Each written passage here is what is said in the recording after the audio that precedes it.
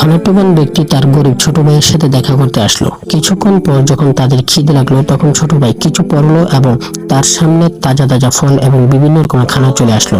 ধনাত্মবান ব্যক্তি এই দৃশ্য দেখে খুবই অবাক হয়ে গেলেন এবং জিজ্ঞাসা করলেন এটা কিভাবে সম্ভব। তখন ছোট ভাই বলল যে আমার এখানে একটি গাছ আছে, সেই গাছের নিচে 40 দিন ইবাদত করলে তুমি যা চাইবে তাই পাবে। তার দিলের মধ্যে লোভ সৃষ্টি হয়ে গেল। সে দ্রুত গিয়ে সেই গাছের নিচে বসে ইবাদত শুরু করে দিল এবং 40 দিন পর একজন ফেরেশতা বাঘের শুরুতে তার সামনে আসলো এবং তাকে জিজ্ঞাসা করলো, হে ইনসান, তুমি কি চাও? সে বলল যে আমার কিছুই চাই না, আমার শুধু একটি চাওয়া যে আমার ভাই দ্বিতীয়বার আর যেন এরকম ফল ফ্রুট না পায়।